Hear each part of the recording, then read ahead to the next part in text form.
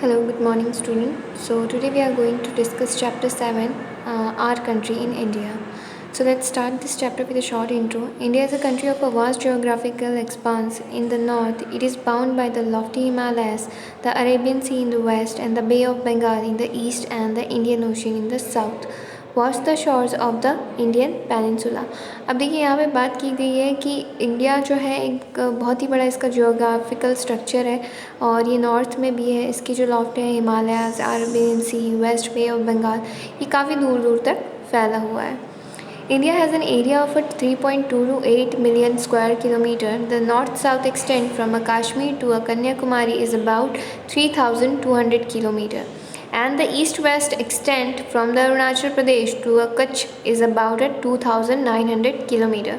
The lofty mountains, the Great Indian Desert, and the northern plains, the uneven plateau surface, and the coast and the island present a diversity of the landforms. There is a great variety in the climate, vegetation, wildlife, as well as in the language and the culture. In this diversity, we find unity that is reflected in the traditions that bind us as one nation. India has a population of more than 120 crores since the year 2011. It is the second most populous country of the world after China. देखिए, India की बात की गई है तो India के बारे में बताया गया है कि इंडिया का एरिया जो है वो अराउंड 3.28 मिलियन स्क्वायर किलोमीटर है, जो कि north south extend from Kashmir to Kanyakumari तक का है। It's about 3,200 kilometres. और इसके साथ साथ जो अरुणाचल प्रदेश टू कच्छ का अगर हम नापे तो वो निकलता है कुछ 2,900 किलोमीटर्स। इसके साथ साथ जो है यहाँ पे आपको लैंड फॉर्म्स में काफ़ी ज़्यादा डिफरेंस देखने को मिलेगा, जैसे कई जगह लॉफ्टी माउंटेन्स हैं, ग्रेट इंडियन डेजर्ट्स हैं, नॉर्दर्न प्लेन्स हैं, अनइवन प्लाटूज़ हैं। तो इस तरह के अलग अलग सरफेस जो है यहाँ पे आप देखने को आपको मिलेंगे in terms of land forms. इसके साथ साथ जो है इंडिया की पॉपुलेशन भी जो है वो मोर दैन 120 करोड़ है सिंस 2011। मतलब इंडिया की जो पॉपुलेशन है वो सेकेंड लार्जेस्ट पॉपुलेशन है अगर हम कंट्री की बात करें, जैसे कि चाइना और बाकी चीज़ों की बात करें हम तो। इसके साथ साथ जो है लोकेशनल सेटिंग जो है अब हम वो देखेंगे कि इसकी कैसी है। India is located in the northern hemisphere. The tropic of a Cancer is 23 degree to 23 degree to 13 north है, and then passes almost half way through the country, which is a figure of 7.2 you can see there. From the south to north, the mainland of the India extends between 8 degree to 4 north and the 37 degree to 6 north latitude. From the west to east, India extends between 68 degree to 7 E and the E longitude, and the 97 degree to 25 E longitude. If we divide the world into a eastern and the western hemisphere, which hemisphere would be India belong to? Due to a great longitudinal extent of about 29 degree, could be a wide differences in the local time of a places located at the two extreme points of India. As such, the difference between the 2 points would be of about 2 hours. As you have learned earlier, the local time changes by the 4 minutes for every 1 degree of a longitude. The sun rises 2 hours earlier in the east, which is Arunachal Pradesh, and then the west of Gujarat. You have already read earlier why the local time of the longitude of the 82 degree 30 E has been taken as the Indian standard time. The meridian or the longitude is also termed as the standard meridian of India. India is neighbours. अब India की कौन कौन सी neighbours हैं, चलिए अब हम उसके बारे में देखेंगे और जानेंगे। There are 7 countries that share a land boundaries with India and find out the names. अब देखिए यहाँ पे जो है 7 कंट्रीज़ हैं जो कि हमारा लैंड बाउंड्री जो है वो शेयर करते हैं। अब वो कौन कौन से, जैसे कि देख सकते हैं हम, अफ़गानिस्तान है, पाकिस्तान है, तिब्बत है, नेपाल है, चाइना है, बांग्लादेश है, भूटान है, म्यांमार है। तो ये सारी चीज़ें जो है यहाँ पे बताई गई हैं। अब चलिए हम देखते हैं इंडियन पॉलिटिकल। अब देखिए इंडिया का जो पॉलिटिकल मैप है यहाँ शो किया गया है कि कहाँ पे कौन सी है चीज़ें जो है, रेफरेंसेस यहाँ पे दिए गए हैं। इंटरनेशनल बाउंड्री कौन सी है, स्टेट बाउंड्री कौन सी है, हिमाचल प्रदेश की जो है वो स्पेशल कौन सी है, then Tripura, then the capital city, national capital Delhi, सारी चीज़ों के बारे में यहाँ पे बताया गया है। यहाँ पे कुछ जो है डिफरेंट कंट्री आपको स्टेट्स भी देखने को मिलेंगे। अब चलिए हम देखते हैं of this countries from a figure 7.1 how many of this countries do not have access to any ocean और sea across the sea to the south lie और island neighbours Sri Lanka and the Maldives Sri Lanka is separated from India by a Palk strait. अब देखिए यहाँ पे बात की गई है और दूसरी कंट्री की जो यहाँ पे बताया गया है कि जो है वो कौन सी ओशियंस जो है वो पार करी है नहीं, और सी की बात की गई जो साउथ पार्ट है उसका आइलैंड जो है वो नेबर है श्रीलंका और मालदीव का, जो कि श्रीलंका जो है वो श्रीलंका को इंडिया से सेपरेट करता है। Okay, now we see the political and administrative division. India is a vast country. For administrative purpose, the country is divided into a 28 states and the 7 union territories. Telangana became the 29th state of the India on 2nd June 2014. It was previously a part of Andhra Pradesh and Delhi is a national capital.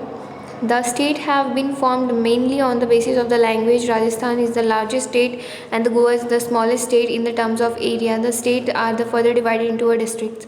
अब देखिए यहाँ पे बात की गई है political terms के बारे में, और पॉलिटिकल टर्म्स के हिसाब से अगर देखा जाए तो इंडिया जो है वो 28 स्टेट्स और 7 यूनियन टेरिटरीज थी, पर 2 जून 2014 को जो है तेलंगाना को भी एक स्टेट बनाया गया जो कि आंध्र प्रदेश से अलग हुआ है। इसके साथ दिल्ली जो है वो नेशनल कैपिटल है, और ये मेनली जो है यहाँ पे जो स्टेट्स हैं वो अलग अलग लैंग्वेजेस में आपको देखने को मिलेंगी, अलग अलग लैंग्वेज अलग अलग स्पेशलिटी आपको वहाँ पे देखने को मिलेगी। अगर हम एरिया की बात करें तो राजस्थान जो है वो सबसे बड़ा स्टेट है, उसके बाद गोवा है इन टर्म्स ऑफ एरिया, और फिर उसके बाद जो ये स्टेट्स हैं वो भी डिस्ट्रिक्ट में डिवाइड हुए हैं। Now we see the physical division. India is marked by the diversity of physical features such as the mountains, plateaus, plains and coast and the island. Standing as the sentinels in the north are the lofty snow-capped Himalayas.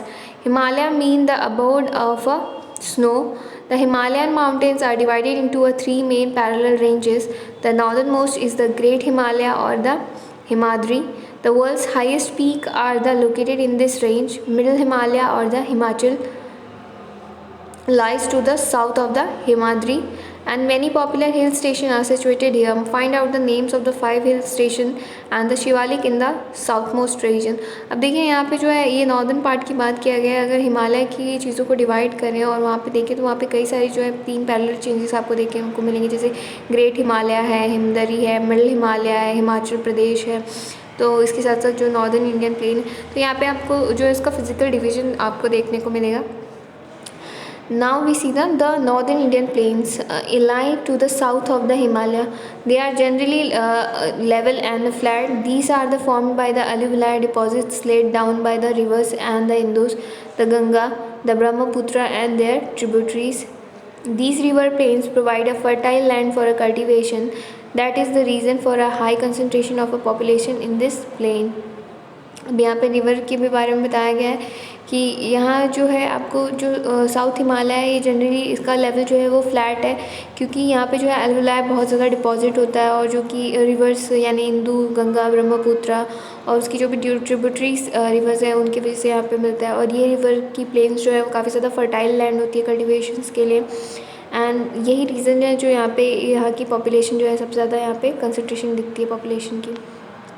In the western part of India lies to the Great Indian Desert. It is dry, hot and the sandy stretch of land. It has a very little vegetation. अब यहाँ पे जो desert की बात की जा रही है तो डेजर्ट में आपको बहुत ज़्यादा रेत आपको ज़्यादा देखने को मिलेगी, जो कि काफ़ी हॉट एंड सैंडी स्ट्रेच है लैंड है, और इसके साथ साथ वेजिटेशन जो है यहाँ पे आपको बहुत कम देखने को मिलेगा जब हम डेजर्ट की बात करें जो कि वेस्टर्न पार्ट है। Now we see to the south of the northern plain lies the peninsular plateau. It is a triangular in shape and it is triangular in shape and the relief is highly uneven.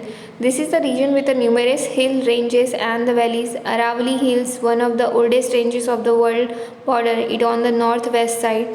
The Vindhyas and the Satpuras are the important ranges. The rivers Narmada and Tapi flow through these ranges. These are the west flowing river that drain into Arabian Sea. The Western Ghat or the Sahyadris border the plateau in the west, and the Eastern Ghat provide the eastern boundary. While the Western Ghat are almost continuous, The eastern Ghat are broken and uneven. The plateau is rich in mineral and like coal and iron. अब देखिए यहाँ पे जो है peninsular प्लेटूज़ की बात की गई है, जैसे कि विंध्या, सतपुरा, नर्मदा, वेस्टर्न घाट, सह्याद्री और ईस्टर्न घाट की।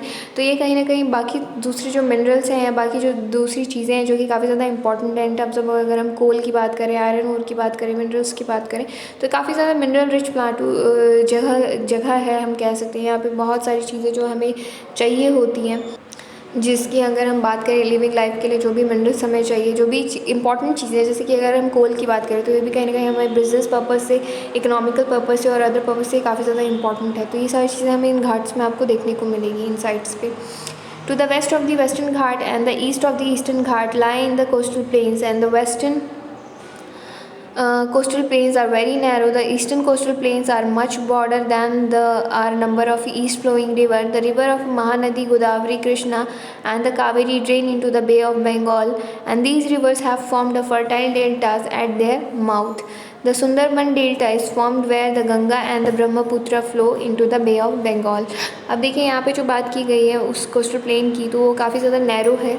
इसके साथ साथ जो इसका ईस्टर्न कोस्टल प्लेन जो है वो काफ़ी ज़्यादा ब्रॉड है इसके कंपैरिजन में। इसके साथ साथ यहाँ पे जो काफ़ी सारी नदियाँ हैं वो फ्लो हो रही हैं, रिवर्स यहाँ पे काफ़ी आपको देखने को मिलेगी, जैसे महानदी, गोदावरी, कृष्णा एंड कावेरी, और ये सारी जो है बे ऑफ बंगाल में ड्रेन हो रही हैं। The reverse have formed the fertile delta eight their mouth, और जो रिवर्स हैं वो काफ़ी फर्टाइल डेल्टा है प्रोड्यूस कर रही हैं उनके पर्पज़ से। अगर हम बात करें इन रिवर्स के पर्पज़ से, उसके आसपास का जो डेल्टा है वो काफ़ी ज़्यादा फर्टाइल है। सुंदरबन डेल्टा जो है इससे फॉर्म हो रहा है जहाँ पे गंगा और ब्रह्मपुत्र फ्लो कर रही हैं टू बे ऑफ बंगाल। अब देखिए यहाँ पे ये इमेज जो शो की गई है, do you know the corals are the skeletons of the tiny marine animals called the polyps. When the living polyps die, their skeletons are left and the other polyps grow on the top of the hard skeleton, which grow higher and higher and thus forming the coral island. Figure 7.4 shows the coral island. ये जो coral island का आपको show किया गया है, यहाँ पे बात की गई है, कोरल जो है ये एक तरह का स्केलेटॉन है जो कि एक मरीन एनिमल है जिसका नाम है पॉलिप्स। उसके मरने के बाद जो उसका हार्ड स्केलेटॉन है उसके ऊपर इस तरह की चीज़ें जो है वो बन जाती है, और इस तरह से ये आइलैंड यहाँ पे फॉर्म हुआ है जिसे हम कोरल आइलैंड कहते हैं। अब यहाँ पे देखो कुछ बच्चों ने कुछ इमेजेस बनाई, जैसे कि जो अपर्णा सिन्हा है वो क्लास 9th की है, उन्होंने ये इमेज बनाई जो कि डेंजरस वाटर की है। दैन एक वेदांत स्वैन है जो कि क्लास 4th में पढ़ते हैं, और उन्होंने ये इमेज बनाई है जो कि वाटर की है, वो किस तरह से मतलब सुनामी अगर आता है तो किस तरह से फील हमें होता है, ये उसकी बात की गई है। Now we see two groups of islands also form a part of India. Lakshadweep Island are located in the Arabian Sea. These are the Coral Island located off the coast of Kerala and the Andaman, and the Nicobar Island lie to the southeast of the Indian mainland and the Bay of Bengal. अब देखिए यहाँ पे दो islands की बात की गई, जैसे लक्षद्वीप है, अंडमान एंड निकोबार आइलैंड है। तो ये जो है अरेबियन सी पे है, इनका कोरल आइलैंड है, लोग ये काफ़ी कोस्ट ऑफ केरला में आपको देखने को मिलेंगे। इसके साथ साथ जो इसका south east of the Indian mainland है वो बे ऑफ बंगाल है। अब क्या कह रहा है देखिए, do you know which group of island were affected by the tsunami in 2004। क्या आपको पता है जो सुनामी आया था वो 2004 में, उससे कौन कौन से आइलैंड जो है वो अफेक्ट हुए थे? अगर आपको नहीं पता है तो वो आपको फाइंड आउट करने हैं। Find out through the newspaper report and by speaking the people how in different ways people face the challenge when tsunami struck the Indian coast. Tsunami is a huge sea wave generated due to an earthquake on the sea floor. अब देखिए जो tsunami आई थी 2004 की, जिस tsunami की हम बात कर रहे हैं, ये जो है अर्थक्वेक की वजह से थी, जो कि सी लेवल का जो अर्थ है वहाँ पे ये सुनामी आई। बेसिकली उसके अर्थक्वेक की वजह से ये जो बहुत बड़ा सुनामी स्ट्रक जो है वो पैदा हुआ था उसके कोस्ट पे, और इसकी वजह से काफ़ी ह्यूज सी वेव जनरेट हुई थी, और इसकी वजह से बहुत बड़ा जो है सुनामी आया था। काफ़ी लोग बेघर हुए थे, काफ़ी ज़्यादा प्रॉब्लम्स आई थी, कई सारे जो आइलैंड्स हैं और जो भी उसके नियर बाई एरियाज थे वो काफ़ी ज़्यादा डैमेज हुए थे। आई होप ये चैप्टर आपको समझ में आ गया होगा। इस चैप्टर के साथ साथ इसकी वीडियो भी मैं आपको शेयर कर दूँगी, इसकी स्क्रीनशॉट भी मैं आपको उसके साथ साथ ही शेयर कर दूँगी, और आप ये चैप्टर कंप्लीट रखिएगा। अगर इस चैप्टर से रिलेटेड कोई चीज़ आपको समझ में नहीं आई है तो आप मुझसे पूछ सकते हैं। एक ओवरव्यू अगर मैं दूँ इस चैप्टर का तो आपके लिए काफ़ी ज़्यादा इजी जाएगा। मतलब हमारी कंट्री के बारे में बताया गया है, इंडिया। ठीक है, तो इंडिया का जो बेसिकली किस तरह का ज़मीन है, लैंड किस तरह की है, किस तरह का वेजिटेशन हो रहा है, किस तरह की यहाँ पे चीज़ें हो रही है, सुनामी की बात की जा रही है, अगर हिमालय की बात की जा रही है, नेबर कंट्रीज़ की बात की जा रही है, तो किस तरह का स्ट्रक्चर है वो यहाँ पे जो है एक्सप्लेन किया गया है। इवन इसके साथ साथ जो पॉलिटिकल के बारे में बात की गई है, तो पॉलिटिकली कौन सा स्टेट जो है, कितने कितने स्टेट्स डिवाइडेड हैं, उसके साथ साथ कितने यूनियन टेरिटरी स्टेट्स है, कब कौन सा जो है डिवाइड होकर बना है, किसका एरिया बहुत लार्ज है, कहाँ की पॉपुलेशन बहुत कम है। ये सारे फैक्टर्स जो है इस चैप्टर में इंक्लूड किए गए हैं, उन्हीं के बारे में जो है हमने पढ़ा है। आई होप ये चैप्टर आपको समझ में आ गया है। Still if you have any doubt you can ask me any time. Thank you for the day.